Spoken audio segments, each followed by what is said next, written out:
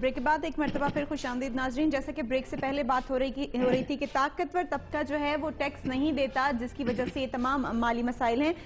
कासिम तेली साहब से मैं ये जानना चाहूंगी कि अब जो बजट पेश किया गया है, वजीर खजाना खुद तस्लीम कर चुके हैं कि ताकतवर तबका जो है वो बजट नहीं टैक्स नहीं देता, जिसकी वजह से ये तमाम खसारा सामने आया है। अब जो बजट है, इस साल जो बजट पेश किया गया है इस माली साल के लिए, क्या उससे ताकतवर तबके को कोई नुकसान पहुंचेगा? मैं नहीं समझता। देखे, बात सुने, टैक्स नेट ब्रॉड कर नहीं होना तो सबसे पहला चीज क्या है कि wherever there is income it should be taxed. ठीक है, जितने भी लोग टीवी पे आते हैं, बातें करते हैं, सियासतदान आते हैं, बातें करते हैं, बड़े बड़े इकोनॉमिस्ट आते हैं, बातें करते हैं, उनके मुंह में ये क्यों नहीं आता कि एग्रीकल्चर पर टैक्स क्यों नहीं लगता? उनकी जबान ये क्यों नहीं बोलती कि असेंबली में सारे एग्रीकल्चरिस्ट बैठे हुए हैं 50 साल से जो उधर टैक्स नहीं देते, वहाँ इनकम नहीं होती। हम नहीं कहते कि जमीनों पर टैक्स लगाओ, हम कहते हैं कि वहाँ अगर इनकम है और अगर वो एग्रीकल्चरिस्ट कमा रहा है उसको टैक्स लगाओ, आमदनी पे टैक्स होना आमदनी। चाहिए। नंबर 1। नंबर 2 बात ये है कि देखा, एक बात ये भी गलत है कि हमारे मुल्क में जो टैक्स के जैसे भी निज़ाम लाए, देखा सबसे बड़ी बात होती है नीयत। अगर आपकी नीयत ही खराब है तो निज़ाम ने क्या करना है? आप कितना अच्छा निज़ाम बना दो या कितना बुरा निज़ाम बना दो, निज़ाम चलाना तो आपने। अब बात यह है कि जो टैक्स नेट में नहीं आते या जो वाया मीडिया रास्ते ढूंढते, जो कुर्सियों पे बैठ के पावर यूज करके अपने अपने को सेव करते हैं, उनको पकड़ता कोई नहीं है। और मैं आपको एक मिसाल देता हूँ कि कराची, जब हम कहते हैं लोगों को बुरा लगता है, लोग समझते हैं कि हम एग्रीकल्चरिस्ट के खिलाफ हैं या जमींदारों के खिलाफ हैं, इकोनॉमी आपकी जमींदारी पे चलती है, हम उनके खिलाफ नहीं है। उनका जायज टैक्स उनको देना चाहिए। कराची आज भी 67% टैक्स देता है और कराची के बलबूते पर पूरा मुल्क चलता है। आज भी टैक्स में जो चेंजेस आते हैं और उस पर अमल दरामद का होता है, कराची में होता है। वो यही टैक्स आप जाके पूरे पाकिस्तान में लेके बताए, वो बिजनेसमैन हो या ना हो, वहाँ सियासत ज्यादा होती है। आप भी असल मसला देखे आज है ना, वो है बिजली का। 183 अरब रुपए इन्होंने रखे हैं। सबसे बड़ा इशू है सर्कुलर डेप्ट का। आप बिजली दे दे और लॉ एंड ऑर्डर दे दे, बाकी सारी चीजें भूल जाए, जितनी बातें हैं सब भूल जाए। बिजली की फराहमी यकीनी बना दे और लॉ एंड ऑर्डर की फराहमी यकीनी बना दे। मैं आपको गारंटी करता हूं कि जो जीडीपी की आपकी 3.34 के पुल पर घूम रही है, ये सीधी 5-6% आ जाएगी। आपके मुताबिक, आपके ख्याल में 183 अरब रुपए नहीं हो सकता। 400 अरब रुपए तो सर्कुलर डेप्ट मौजूद है ना। आप तेरे 183 अरब में क्या करेंगे?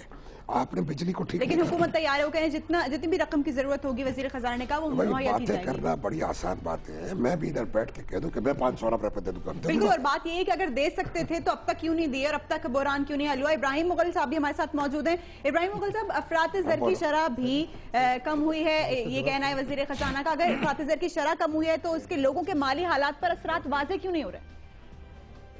ये जगलरी है या मदारीपन है, कोई भी कर ले, लेकिन कौम सुन ले, मासवा रियासत में बेवा और पेंशनर के, कोई गोरा हो या काला हो, कोई मोटा हो या पतला हो, कोई किसान हो या नान किसान हो, जिसकी भी आमदन 4 लाख रुपए से ज्यादा है, उसे फिल फौर रियासत को टैक्स अदा करना होगा।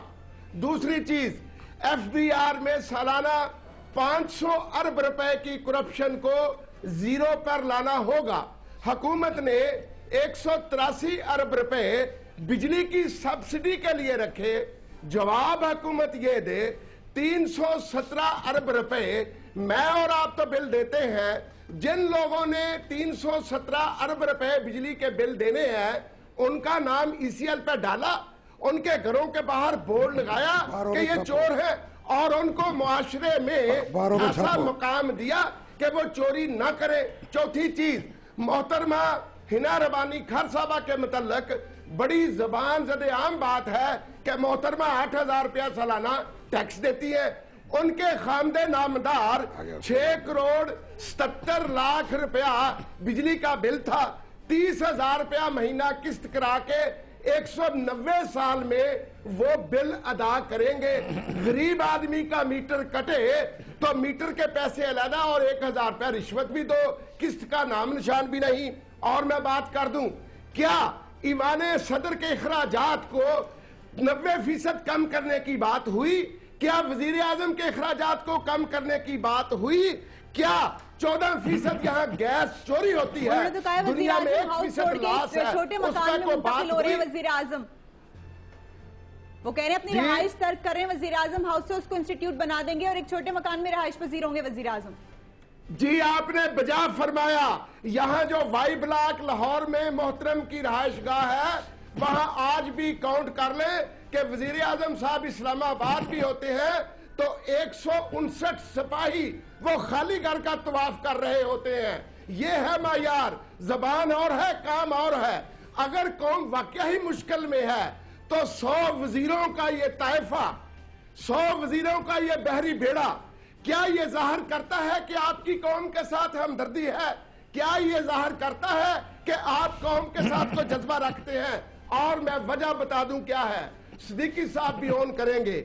मोहतरमा कौम सुन ले, पाकिस्तान में 18 करोड़ अवाम में सिर्फ 1% वो लोग हैं जिनके पास मुल्क के 34% वसाइल हैं, 34%। बाकी 19% वो हैं जिनके पास मुल्क के 50% वसाइल हैं। भाई जब 1% 34% वसाइल रखता है, मोनोपोलिस्टिक सिचुएशन है, वो टैक्स भी नहीं देता, ट्रेडर की तरह आता है पाकिस्तान में, हमारी हजामत करता है, हमारे थे छीनता है चीजें। दुबई चल जाए, कनाडा चल जाए, अमेरिका चल जाए, जब तक रियासत में स्टेक रखने वाले लोग, हफीज शेख साहब दुबई से आ जाए, शौकत अजीज साहब अमेरिका से आ जाए, क्या इस धरती ने, इतनी जरखेज धरती है, कोई बंदा नहीं जन्म दिया कि जो मुल्क के मामलात को अच्छे अंदाज से चला सके। ये जो 1% लोग हैं कि माली अहदाफ हासिल नहीं हो रहे, बजट अहदाफ हासिल नहीं हो रहे, माली खसारा बढ़ता जा रहा है और हुकूमत के शाहाना अखराजात को भी कहा जा सकता है और कहना पड़ेगा कि एक वजह है। इसके ऊपर भी बात करेंगे लेकिन एक ब्रेक के बाद।